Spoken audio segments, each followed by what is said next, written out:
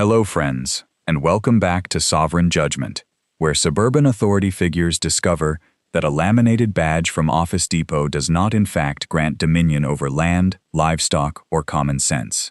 Today's story begins with 6 peaceful backyard chickens, 1 HOA president with a clipboard addiction, and 3 rescue peacocks who possessed the vocal restraint of malfunctioning car alarms. Tell me where you're watching from in the comments, especially if your neighborhood has ever declared war on something harmless. All right, let's open the gate. At 6:42 on a Tuesday morning, a peacock named Franklin stood on the roof of HOA President Patricia Wexler's pristine white Lexus and screamed directly into her open sunroof. This was not an accident. It was also not something I had arranged. Franklin was simply an artist who understood venue selection. Patricia stood in my driveway, wearing a lavender floral tracksuit that looked like a botanical garden had exploded inside a discount furniture showroom. She held her official Briar Glen Estates clipboard against her chest and stared at the bird with the expression of a woman who had just discovered that nature did not recognize committee appointments. "Remove that animal," she shouted. Franklin tilted his shimmering blue head. Ow! Patricia jumped so hard her orthopedic sneakers briefly lost diplomatic contact with the pavement. Behind her, 2 more peacocks wandered across the lawn. Winston pecked thoughtfully at the chrome valve stem on her front tire. Eleanor inspected her own reflection in the Lexus door, with the cold professional interest of a jeweler examining a suspicious diamond. My 6 hens watched from behind the garden fence. They had never looked prouder. I stood on my porch in pizza-patterned socks, holding a mug of coffee that had already gone cold, because my coffee has apparently taken a lifelong vow never to remain warm in my presence. "Daniel Mercer!" Patricia barked. Her voice had the tonal quality of a fork being lowered slowly into a garbage disposal. "You need to contain these creatures immediately." I took a sip of coffee and regretted it. "They're free-ranging. They're trespassing. They're standing on my property." Franklin screamed again from the roof of her car. Patricia pointed at him with one rigid finger. "That one is on my vehicle. He likes German engineering. It's a Lexus. He's still learning brands." She drew herself upright with the posture of a 4-star general inspecting troops who had personally disappointed her. "You were warned," she said. "Yes. You were given written notice. Several. You were ordered to remove unauthorized poultry. Correct. And instead, you brought in peacocks. Rescue peacocks. That is not better. It was for them." She opened her mouth, closed it, and looked toward the street. Every neighbor within 3 houses was watching. Some stood on porches. Some pretended to collect newspapers. One man, Gerald Moss from number 118, had been checking the same empty mailbox for 7 straight minutes. Patricia lowered her voice. "This is not over."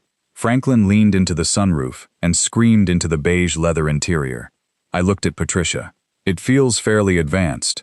To explain how the president of Briar Glen Estates ended up negotiating with a peacock on top of her Lexus at sunrise, I need to go back 23 days, to the arrival of a cream-colored envelope that cost more than the violation it described. It showed up by certified mail on August 3rd at 2:17 in the afternoon. The envelope bore the Briar Glen Estates crest, which consisted of 2 oak trees, a fountain, and what I assume was the Latin phrase for "We have concerns about your mulch." Inside was a 3-page violation notice, printed on paper thick enough to qualify as light construction material. Notice of noncompliance, Section 7.4, Paragraph C. Unauthorized agricultural animals. Fine, $125. Daily continuation penalty after 10 days, $40. The notice informed me that my 6 hens, Mabel, Ruth, Dot, Marjorie, Susan, and chicken number 6, who had refused every name I gave her, were incompatible with the visual character and intended serenity of a premium residential community. This was news to the chickens. At that moment, they were sleeping in a patch of dust beneath my hydrangeas, looking like 6 throw pillows that had lost faith in upholstery. I read the letter twice at my kitchen table. Then I read Section 7.4, Paragraph C of the covenants. Then I opened the spreadsheet. The spreadsheet is important. Most people have hobbies. Some people paint. Some people fish. Some people rebuild motorcycles in garages while their spouses stare into the middle distance. I build spreadsheets.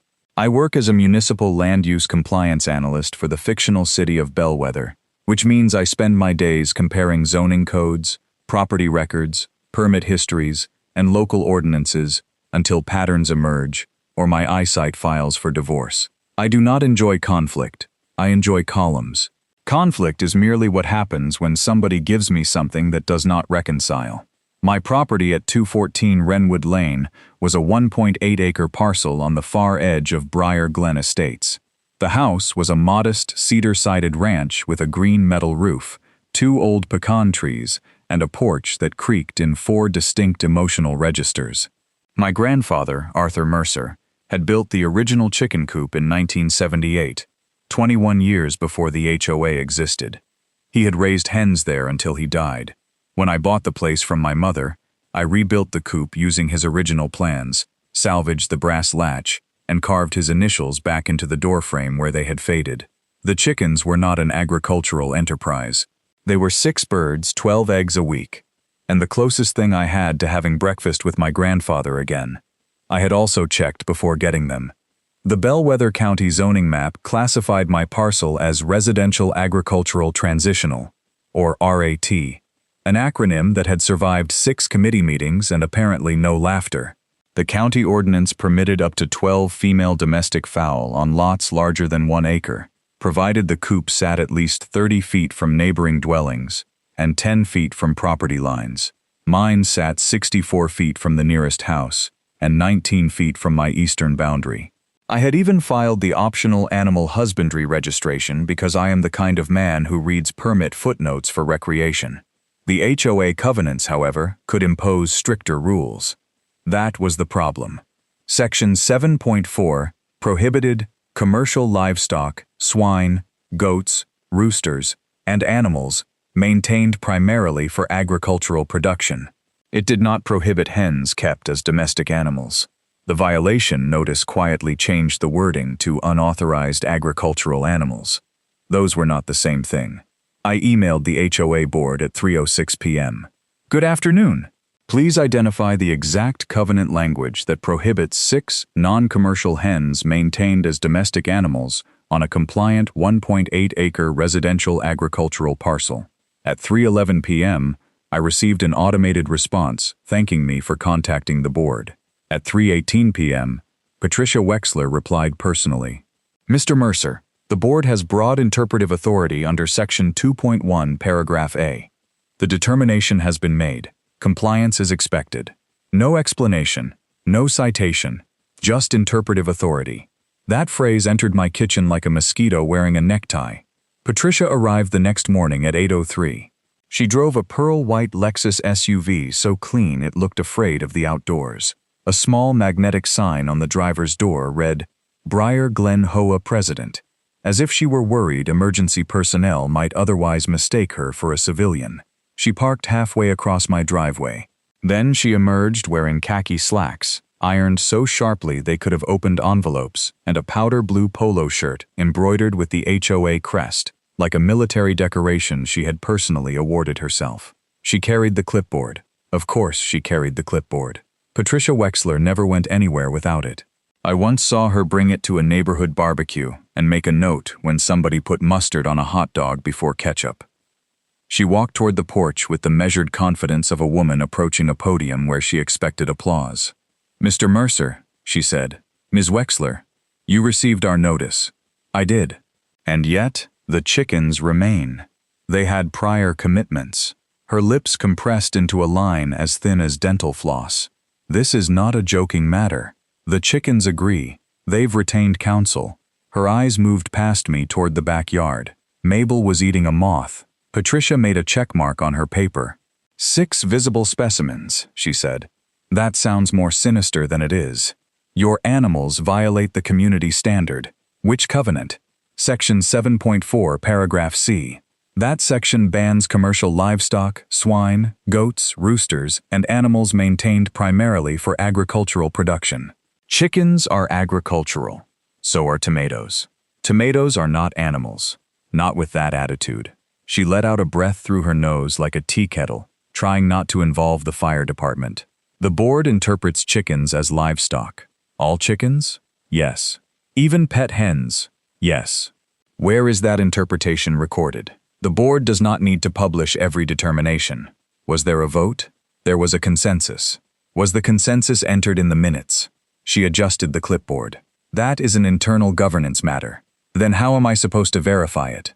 You are not supposed to verify it. You are supposed to comply. There it was. Not supposed to verify. I felt the first small pulse of concern behind my ribs. Patricia was ridiculous, but ridiculous people can still file liens. A clown with a chainsaw remains a chainsaw problem. She flipped to the second page.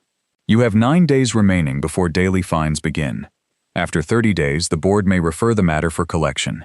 Continued non-compliance may trigger legal fees, property liens, and further remedies under Section 11.2.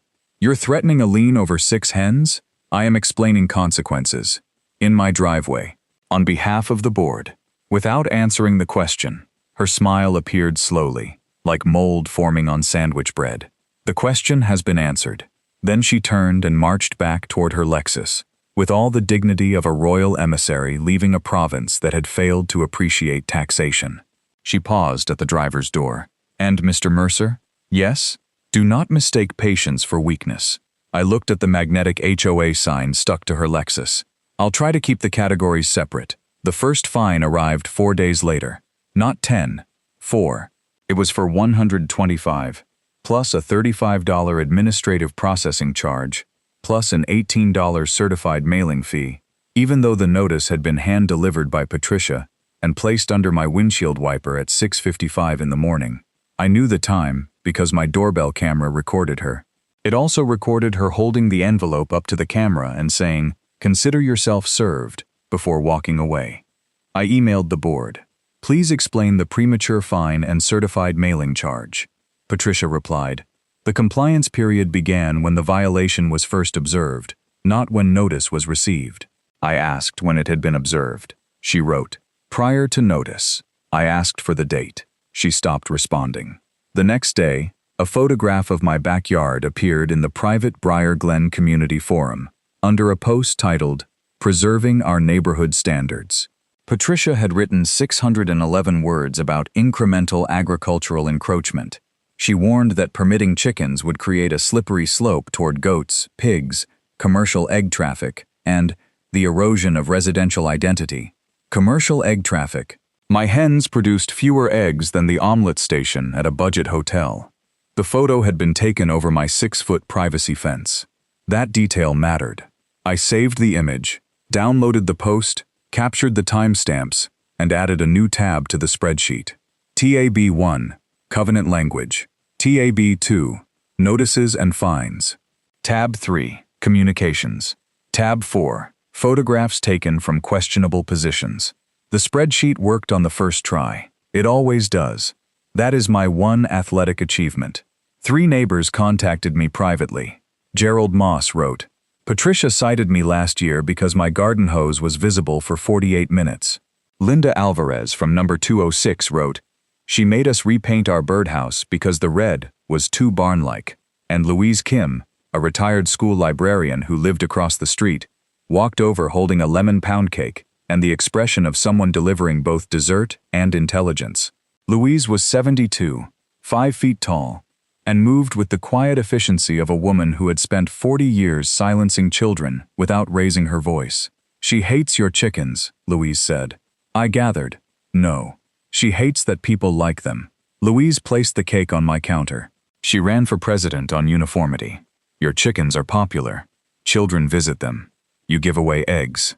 They make the neighborhood feel like a neighborhood. That sounds dangerous. To Patricia? Extremely. The fines multiplied. August 9th, $40. August 10th, $40.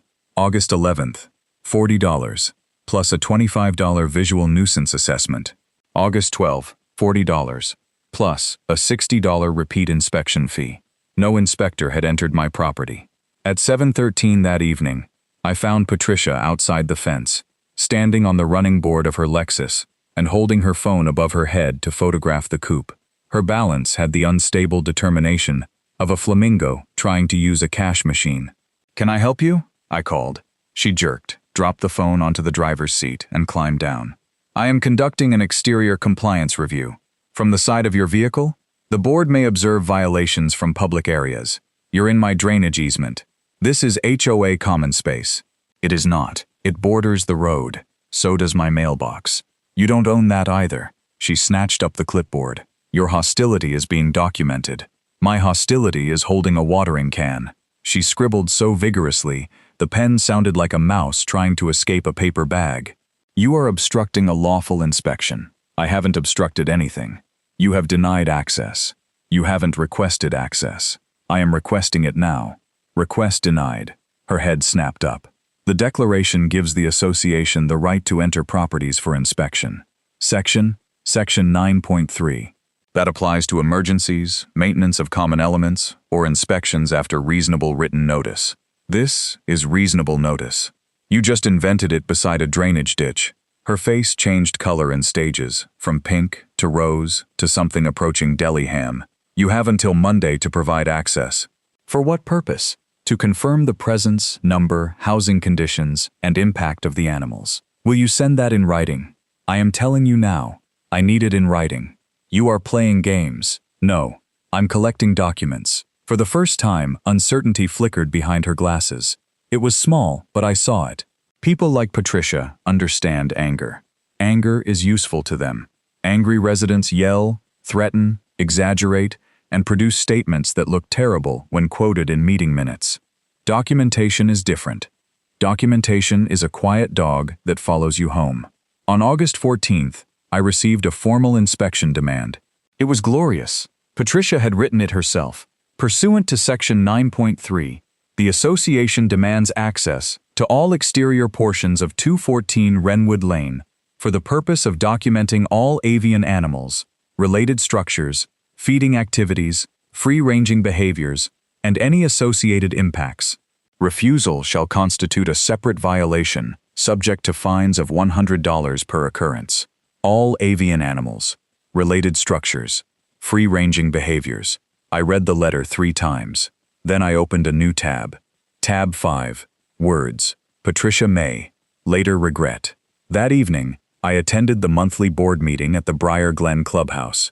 The clubhouse was a beige building with artificial shutters, 6 plastic ficus trees, and the acoustics of an empty lasagna pan.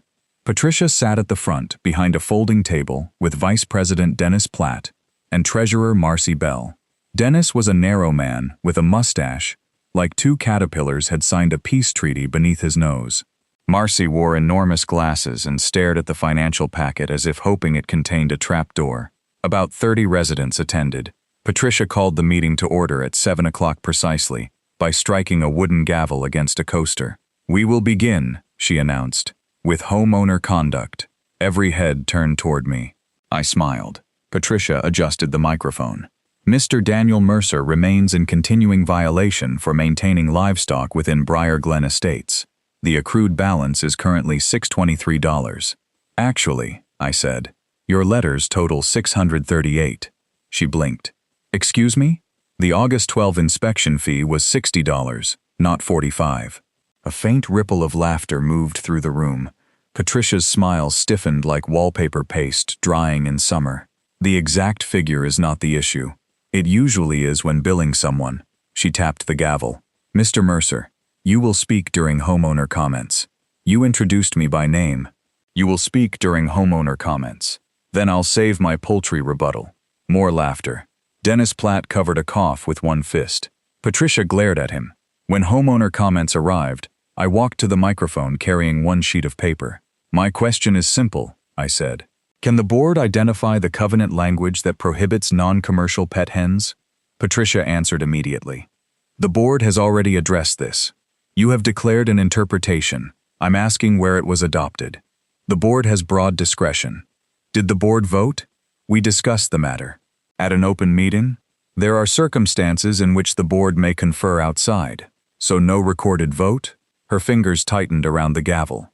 Section 2.1 grants interpretive authority. Section 2.1 says interpretations must be reasonable, consistent, and entered into association records. Silence. Marcy Bell looked down at her packet. Dennis Platt suddenly became fascinated by a ceiling vent. Patricia's voice sharpened until it sounded like a violin being played by someone settling a personal score. Are you suggesting the board has acted improperly? I'm asking for the record. You are questioning the integrity of volunteers. I'm questioning whether 6 chickens are commercial livestock. They produce eggs. So do grocery stores. Are they livestock? A laugh escaped from the back row. Patricia struck the gavel. The coaster split in half. She stared at it, then at me. Your animals will be removed, she said. The board will conduct its inspection Monday at 9 a.m., and continued obstruction will result in immediate legal referral. Will the inspection include all avian animals and free-ranging behavior, as your letter says? Yes. Every bird? Yes, Mr. Mercer. Every bird on the property. Thank you. I stepped away from the microphone. Louise Kim, seated in the second row, looked at me. She knew my face well enough to recognize when I had found a column that balanced. After the meeting, she caught me in the parking lot. "What are you doing?" she asked. "I'm not sure yet. That is not your normal face." "What's my normal face?" "Like a man trying to decide whether a receipt qualifies as an invoice." "That feels accurate." She crossed her arms. "What did you find?" Patricia demanded an inspection of all avian animals on my property. Yes. She also described free-ranging behavior as something the board needs to observe. Louise narrowed her eyes. "Daniel, I need to make a phone call." The phone call was to Salvatore Moretti. Sal ran the Bellwether Avian Rescue and Rehabilitation Center on 14 acres outside the city boundary. I had met him 2 years earlier while helping the center resolve a zoning dispute over a flight enclosure. Sal was shaped like a vending machine that had developed strong opinions about county permits.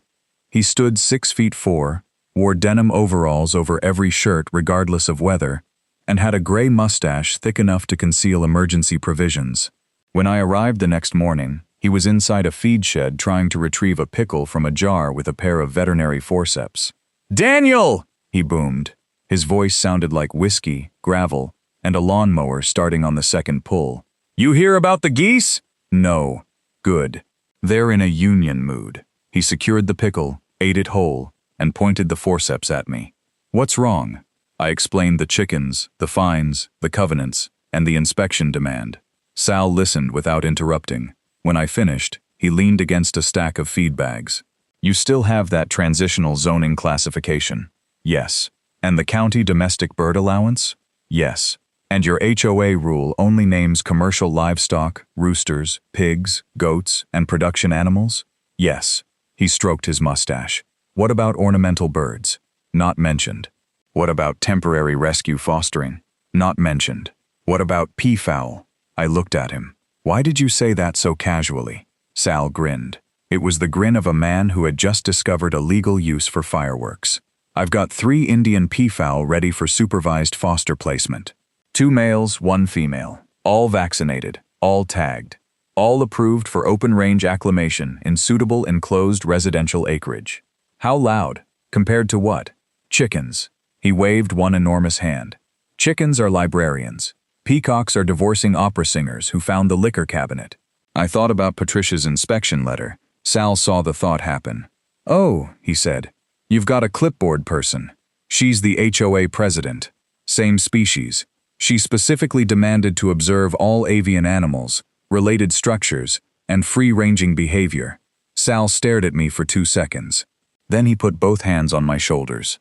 "Daniel, my friend, when life hands you a woman who writes her own trap in 12-point Times New Roman, the polite thing is to let her step into it." I would have followed him anywhere. We did not act immediately. That was essential. Malicious compliance without compliance is just malice. And I had no interest in becoming the most legally articulate fool in Bellwether County. First, I reviewed the covenants again, then the amendments, then the architectural guidelines, then the board resolutions available in the online portal, including one from 2017, regulating decorative wagon wheels. Nothing prohibited peafowl. The declaration defined livestock as animals maintained for commercial breeding, sale, dairy, meat, fiber, egg production, or other agricultural commerce. Sal's rescue peacocks would remain property of the nonprofit. I would receive no money. They would not be bred, sold, consumed, milked, sheared, or asked to prepare tax documents. The county code classified peafowl as ornamental domestic birds. On parcels larger than 1 acre, up to 4 ornamental peafowl were permitted, subject to sanitation standards and a secure nighttime shelter. My parcel qualified. I called zoning supervisor Miriam Cho. Miriam was a compact woman with silver-framed glasses and the calm expression of someone who had personally survived 17 public hearings about fence height. I gave her the parcel number. I described the rescue foster arrangement. I emailed the enclosure plan. She reviewed it and called me back at 4:26 p.m. "You are allowed 3 peafowl," she said. "Night shelter must be predator-resistant. Feed needs sealed storage. Birds can free range during daylight on your parcel. And if they wander, you are responsible for retrieving them. But peafowl can fly, so perfection is not the legal standard. Reasonable control is, would a 6-foot perimeter fence qualify? With wing-safe netting at the rear tree line and supervised acclimation, yes. Do I need a permit? Not for the birds. The shelter needs a minor accessory structure permit if it exceeds 100 square feet. It's 96. Of course it is. I measure things. I remember. Could you put this in writing? I already did. Check your email. There are moments in life when a person feels truly seen. At 4:27, her email arrived. The plan was legal. The next call went to my attorney, Hannah Pike. Hannah handled municipal and association disputes and had once described an HOA lien process as a bake sale with subpoenas. She reviewed the covenants, violation notices, meeting minutes, inspection demand, county ordinance, zoning confirmation, foster agreement, and property survey. Then she called me. "Patricia has 3 problems," she said. "Only 3? 3 categories. First, the hen restriction is probably unenforceable because the board never formally adopted its interpretation. Second, the fines violate their own notice timeline. Third, her inspection demand is comically broad." "How broad?" "She demanded access to all exterior portions of your property to observe all avian animals and free-ranging behavior." "Yes, she used those words twice." Hannah paused. "What are you planning?" "Temporary foster placement of 3 rescue peafowl." Another pause. Then I heard papers move. "Daniel." "Yes? I am your attorney, so I need to say this professionally. Go ahead. This is the funniest lawful response available to you. Thank you. You need signage. You need to notify the HOA before the inspection. You need a witness. You need every permit, registration, vaccination record, foster document, and ordinance printed in duplicate. Already assembling the binder. Of course you are. And Hannah? Yes? Would the inspection demand authorize Patricia to enter the free-range area? Only if you voluntarily permit it after proper notice. You may define reasonable conditions for safety. What if I warn her not to enter while the birds are loose? Then she should not enter. What if she insists? Document the warning. What if she enters anyway? Hannah sighed. I assume this question has feathers. On Saturday morning, Sal arrived in a green rescue center truck pulling a small livestock trailer. The truck bore a painted logo of an eagle with 1 bandaged wing and the slogan, "Every bird deserves another flight." Behind him came a fencing contractor named Big Mike D'Angelo, a broad, cheerful man who looked like a refrigerator wearing work boots. Mike had installed half the legal fences in Bellwether County and had been cited by Patricia the previous year because his work van remained in a customer's driveway for 11 minutes after approved construction hours. "She photographed my license plate from behind a shrub," he told me. "Any woman willing to crouch in decorative juniper over a van is capable of terrible paperwork." Mike reinforced the rear fence with black wildlife netting and built a covered 96-square-foot shelter beside the coop. Sal unloaded 3 transport crates. Franklin emerged first. He was enormous. His neck shone cobalt blue. His tail feathers trailed behind him like a royal wedding procession designed by a disco ball. Winston followed, slightly smaller but twice as curious. He immediately inspected Mike's tool belt and attempted to steal a yellow tape measure. Eleanor stepped out last. She was brown, elegant, alert, and clearly in charge. The males strutted. Eleanor made decisions. My hens gathered by the fence and stared at the newcomers with the scandalized fascination of small-town church ladies watching a convertible arrive at a funeral. Sal walked the perimeter with me. For the first 48 hours, keep them in the run and shelter, he said. Then supervised release. They'll orient to the property. Feed at the same location every time. At dusk, they'll return. Usually. That word is doing a lot. They're birds, Daniel. They have brains the size of grapes and the confidence of real estate developers. At noon, I posted the required foster notice near the side gate. Temporary avian rescue foster site. Authorized personnel only. Do not enter free-range area without escort. I sent Patricia an email at 12:14 p.m. Pursuant to your inspection demand, please be advised that the property currently houses 6 domestic hens and 3 temporary rescue peafowl lawfully maintained under Bellwether County Ordinance 18-442. The peafowl may be free-ranging during your requested inspection window. For safety and animal welfare reasons, do not enter any gated area without my express permission and escort. Attached were the zoning confirmation, ordinance excerpt, foster agreement, site plan, vaccination records, and shelter dimensions. Patricia responded at 12:31. Your attempt to complicate this matter will not deter the association. The inspection will proceed as scheduled. The board does not recognize your unilateral safety conditions. I forwarded the response to Hannah. Hannah replied with 6 words. Please make sure someone is filming. By Sunday afternoon, the peacocks had settled. Franklin liked the roof of the shelter. Winston liked shiny objects. Eleanor liked standing beside my rocking chair and judging me. At 5:38 p.m., Franklin made his first full call. Ow! The sound rolled across the yard like a smoke detector discovering opera. Gerald Moss dropped a rake. Louise Kim came out onto her porch. A dog barked 3 streets away. Then another. Then a third, apparently based on rumor. I checked the county noise ordinance. Daytime animal noise had to be continuous for 20 minutes, or recurrent for more than 30 minutes, in a 1-hour period to qualify as a nuisance. Franklin screamed 3 times, then spent 45 minutes eating blueberries. Compliant. At 8:52 Monday morning, I set a folding table on the patio. On it were 2 binders. Binder 1 contained the covenants, board notices, emails, meeting minutes, and violation ledger. Binder 2 contained the county ordinance, zoning letter, rescue agreement, veterinary records, survey, enclosure plan, photographs, and a printed screenshot of Patricia's Facebook post about agricultural encroachment. Louise sat on the porch with iced tea. Sal stood beside the shelter wearing clean overalls, which for him meant the mud had dried evenly. Big Mike leaned against the fence. Hannah Pike attended by video call on a tablet propped against a flower pot. At 8:57, a Bellwether County animal welfare officer named Calvin Reed arrived in a gray department pickup. Calvin was tall, narrow, and carried himself like a man who had spent 15 years explaining to citizens that squirrels could not be evicted by formal notice. He inspected the shelter, feed storage, water, fence, shade, and records. Everything is compliant, he said. At 8:59, a golf cart appeared at the end of the street. Patricia had upgraded. The cart was white with green trim, HOA logos on both doors, and a flashing amber light mounted on top. She drove at 9 miles per hour, with the grim intensity of a harbor pilot guiding an aircraft carrier through a bathtub.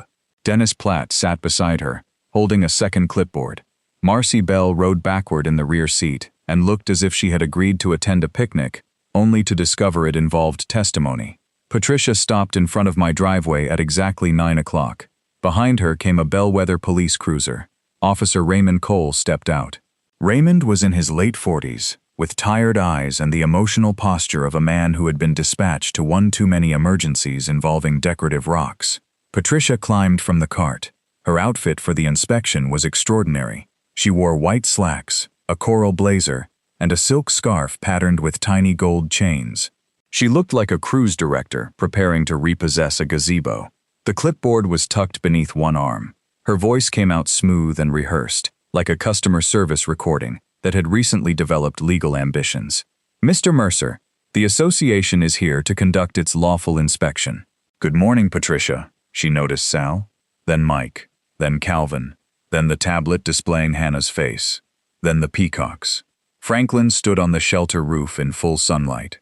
His tail was folded, but the colors still shimmered: blue, green, bronze, and gold. Patricia's mouth opened. "What?" she said slowly. "Is that?" "Franklin. I did not ask its name. He gets that a lot." Her gaze shifted to Winston and Eleanor. "There are 3. Yes. You introduced additional poultry after being ordered to remove poultry? Peafowl are ornamental domestic birds under county code. They are birds." "That is an excellent start." Dennis Platt made a noise that might have been a cough or a laugh attempting witness protection. Patricia whirled toward him. He studied his clipboard. She faced me again. "This is a transparent attempt to mock the board." "No, it's a rescue foster placement." Sal stepped forward. "Salvatore Moretti, Bellwether Avian Rescue and Rehabilitation." Patricia looked him up and down. Sal smiled pleasantly. It was like watching a bear greet a parking meter. "These 3 birds were displaced after a licensed sanctuary closed," he said. "Mr. Mercer is providing temporary housing under our supervision. All records are available. The HOA has not approved this." Sal scratched his mustache. "Neither has the Rotary Club, but they don't regulate peacocks either." Patricia turned to Officer Cole. "Officer, I requested your presence because this homeowner has repeatedly obstructed association officials." Officer Cole looked at me. "Have you obstructed anyone?" "No." Patricia thrust the inspection letter toward him. "He denied access. I asked for written notice. When she provided it, I agreed to the inspection under reasonable safety conditions." Officer Cole read the letter. Then he read my email. Then Patricia's response. His face remained completely still, which I would later recognize as the expression of a man storing laughter in a secure facility. Patricia pointed toward the side gate. "We are entering now." I held up one hand. "The peacocks are free-ranging. You may inspect from the patio, the fence line, and outside the run. If you need closer access, Officer Reed or Sal can escort you after the birds are secured.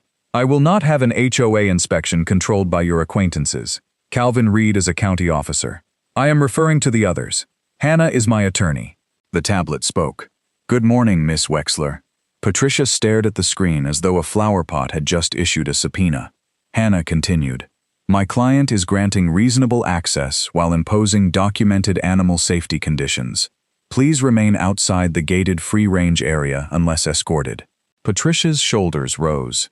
"This association will not be dictated to by a homeowner's attorney on private community property."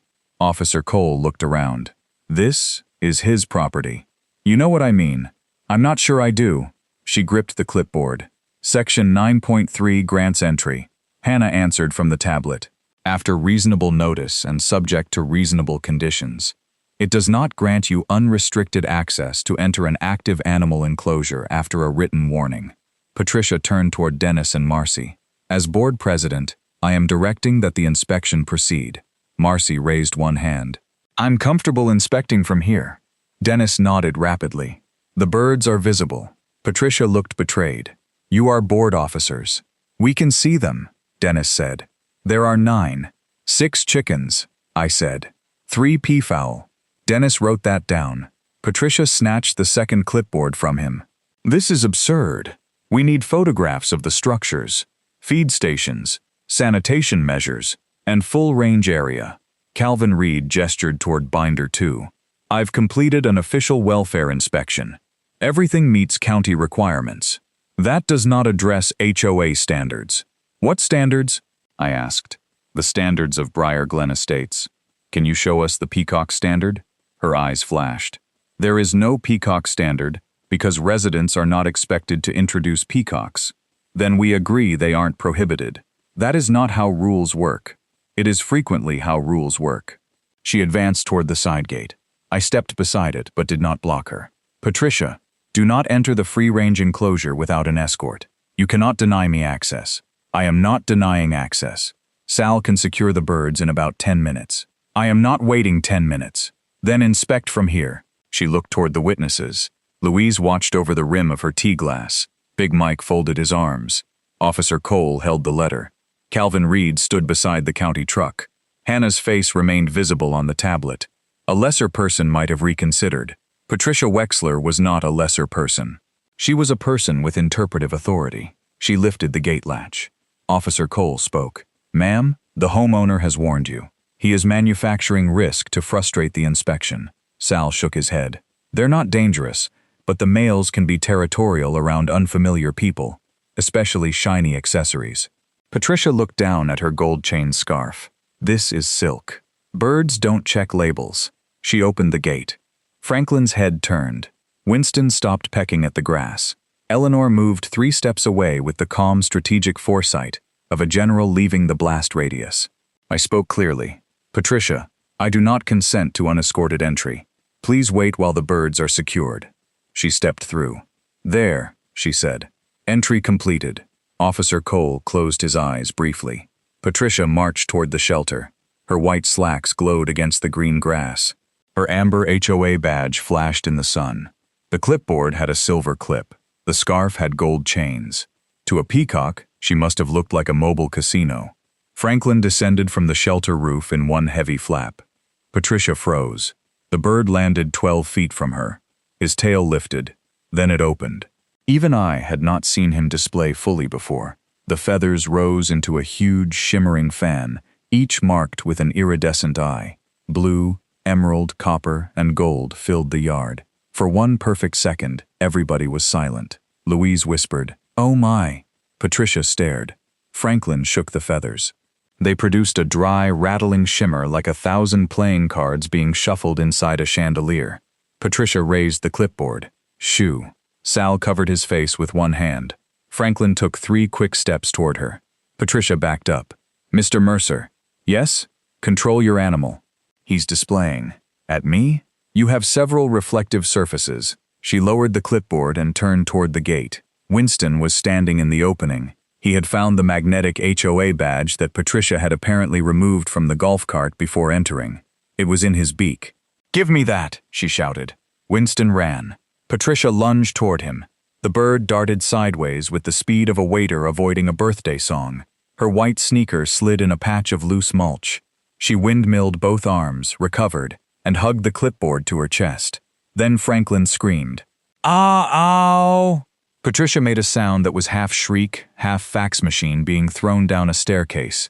She hurried toward the patio. Franklin followed, not aggressively, curiously. That was worse. "Stop following me!" Franklin followed her faster. "Do something!" Sal called. "Don't run!" "I am not running." She was absolutely running.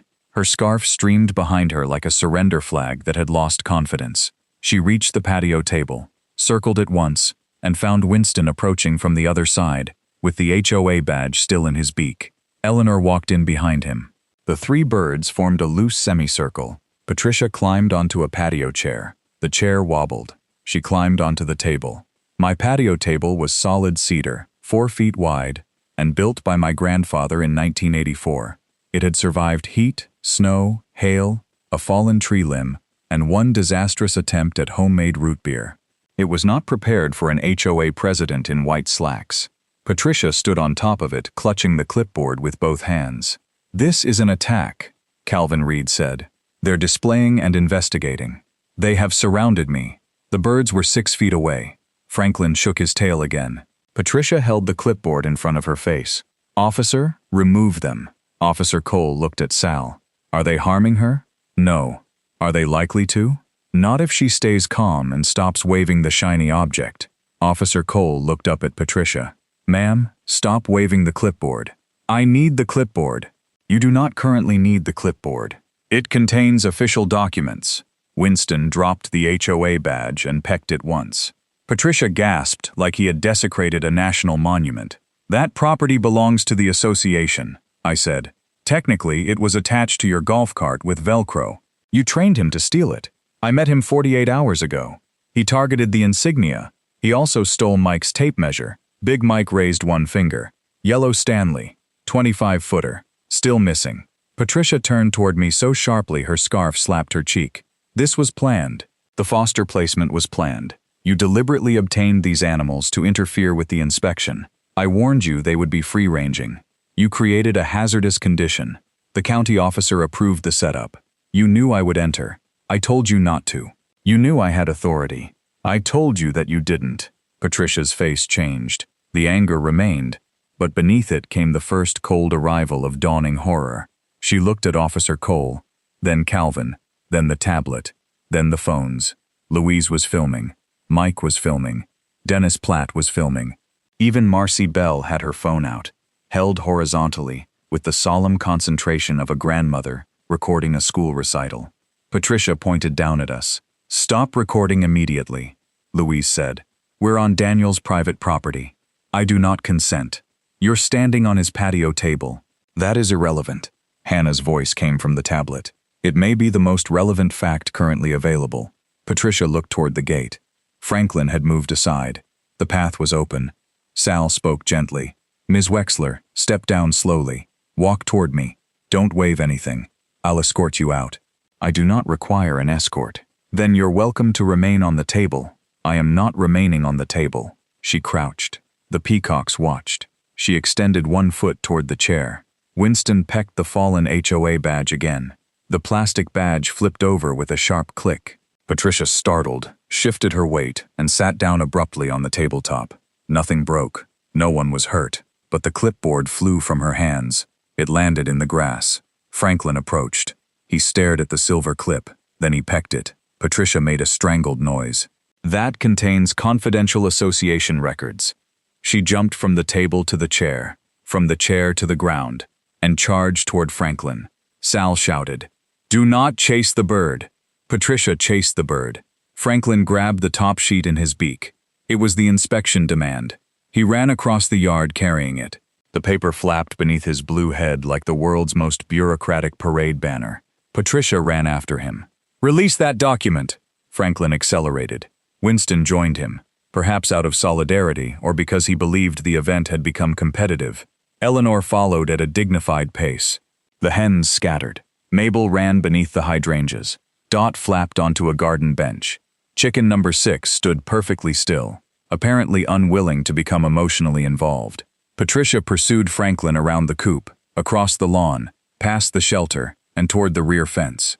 Her breathing became audible. Her scarf caught on a low branch. She kept moving.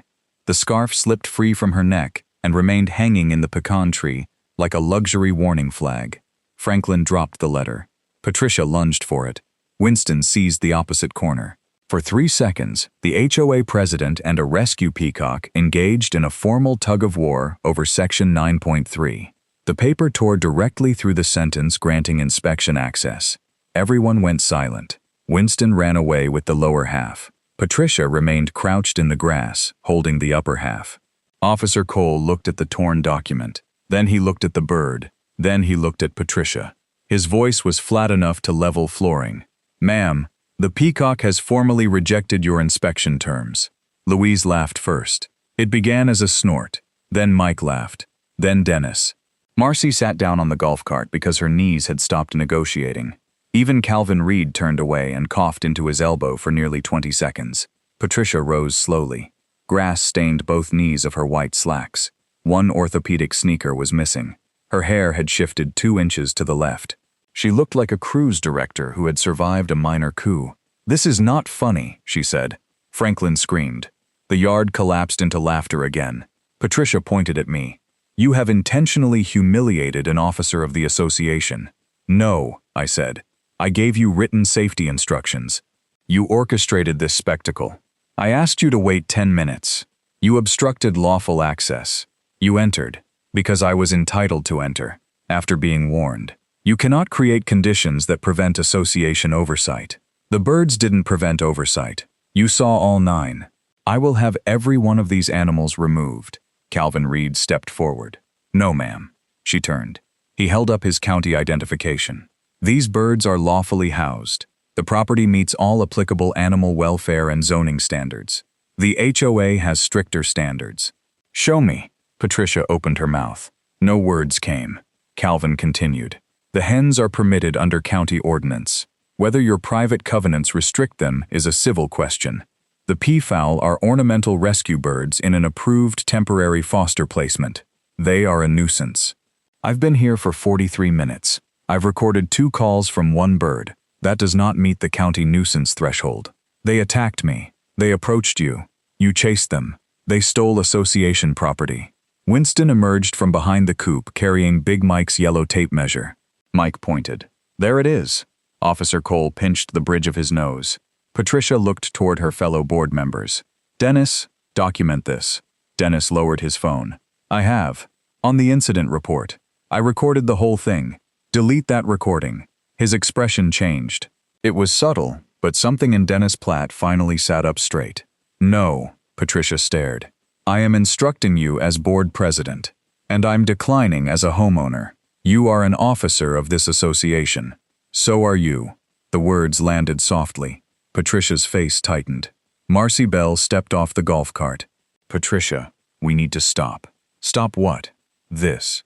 Marcy gestured at the yard. The birds, the officers, the torn inspection letter, the scarf hanging from the tree, and Patricia's single shoe. It was an impressive amount of this. The fines, Marcy said. The inspections. The legal threats. We never voted on any of it. Patricia went still. I looked at Hannah's face on the tablet. Hannah was no longer smiling. Officer Cole looked at Marcy. What do you mean, you never voted? Marcy swallowed. Patricia said the board had interpretive authority. She drafted the notices and told me to enter the charges. Did the board authorize the lien threat? No. The inspection. No formal vote. Patricia's voice dropped an octave. Marcy, this is not the appropriate venue for internal board discussion. Marcy looked around. I think the venue left the building when you climbed onto the table. Dennis gave one slow nod. Patricia gripped the torn half of the inspection letter. You both agreed that the chickens violated community standards. We discussed it, Dennis said.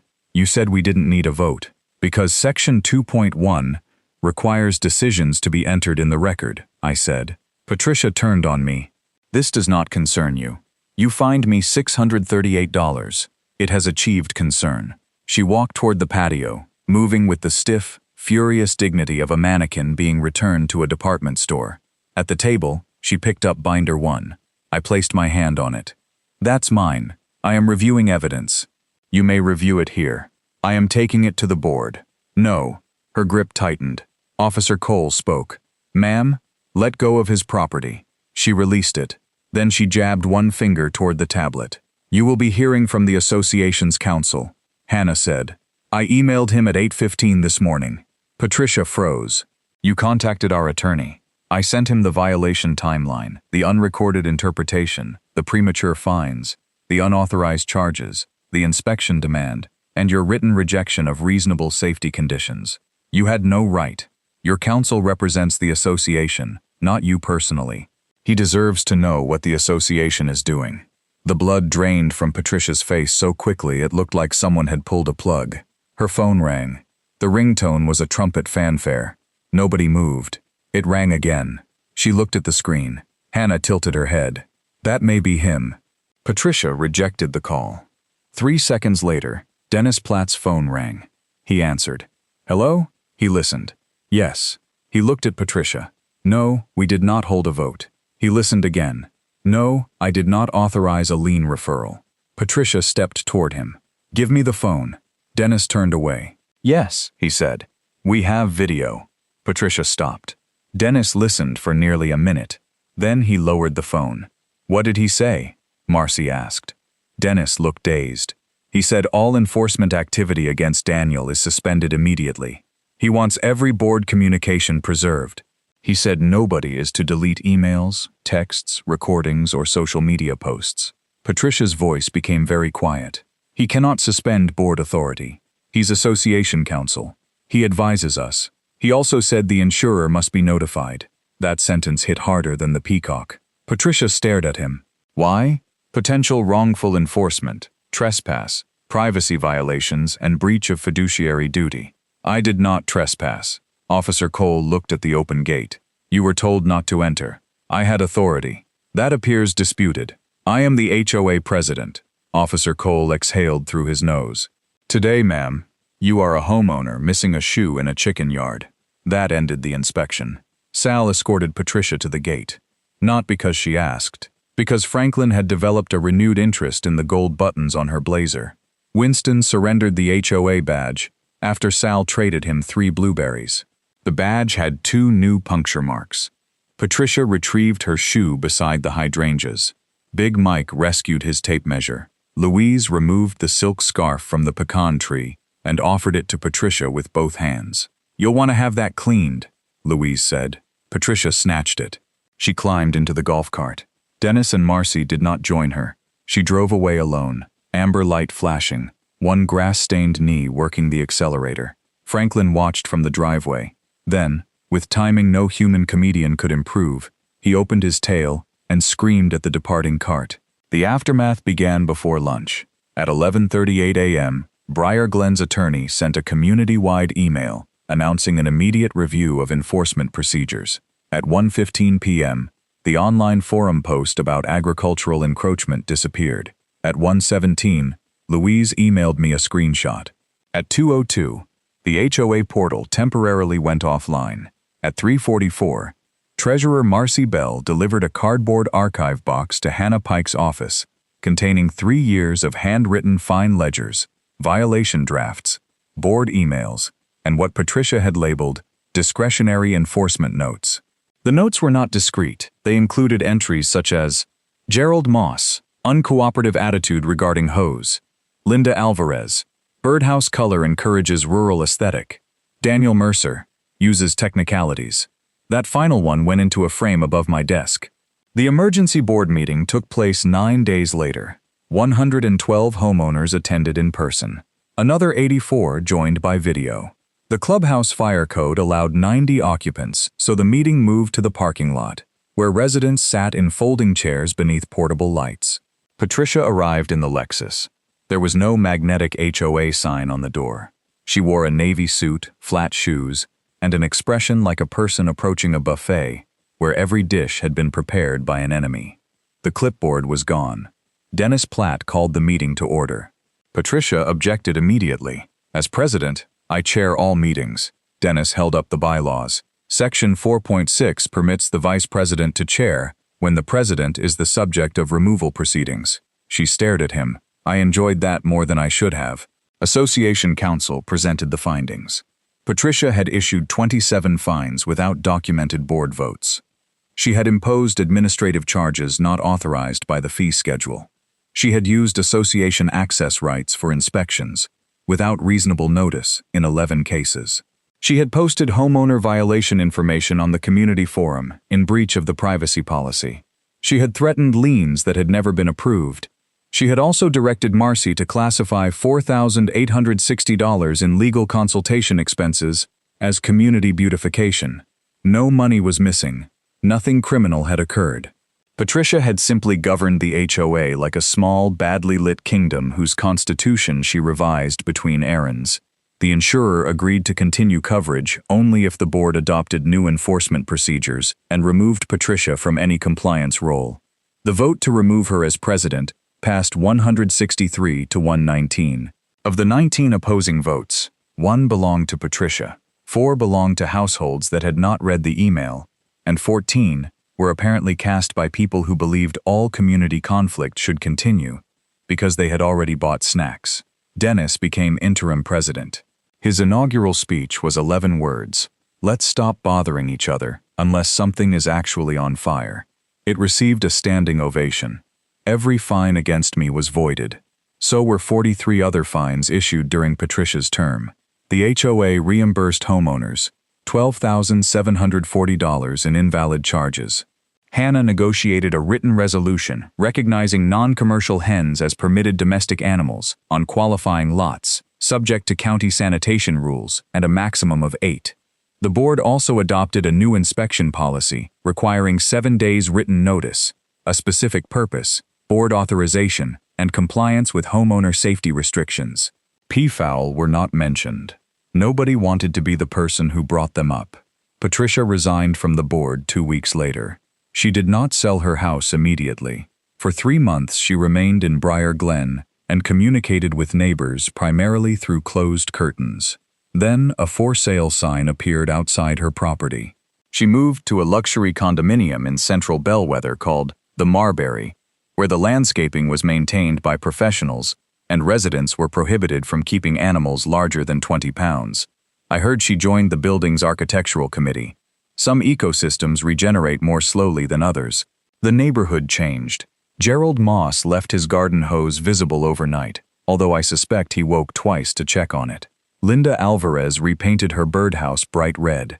Louise organized a Saturday egg exchange on her porch, despite owning no chickens and contributing mostly pound cake. Children began visiting my fence again.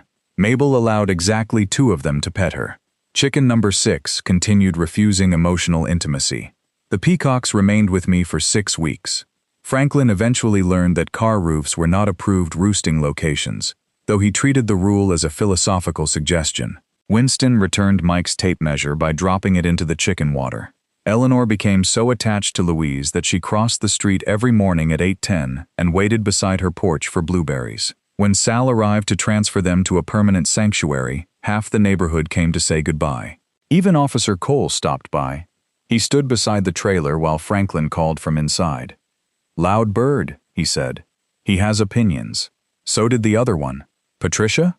Officer Cole looked toward her empty house. "I was referring to the bird." Sal closed the trailer gate. Before he left, he handed me a framed piece of paper. It was the lower half of Patricia's inspection demand, recovered from Winston's shelter. Across section 9.3 were 3 muddy footprints and a peck mark directly through the phrase, "broad interpretive authority." The frame now hangs beside my spreadsheet printout. My hens still live in the coop my grandfather built. Every morning, I carry feed out at 6:30 in my pizza socks, sit in the old rocking chair, and drink coffee that becomes cold before I remember it exists. The new board leaves us alone. The hedges have grown slightly uneven. One mailbox is technically the wrong shade of bronze. Nobody has collapsed. And every August 3, Louise leaves 3 blueberries on Patricia's old driveway in honor of the day Briar Glen Estates discovered that free-ranging authority is much harder to control than free-ranging birds. So tell me in the comments, what is the most ridiculous rule an HOA or neighbor has ever tried to enforce against you? Like the video, subscribe, and come back to Sovereign Judgment for more stories about ordinary people who read the fine print. Patricia tried to ban my chickens, but in the end, it took 3 rescue peacocks to teach the HOA how to stay in its own lane, and one of them still has the badge.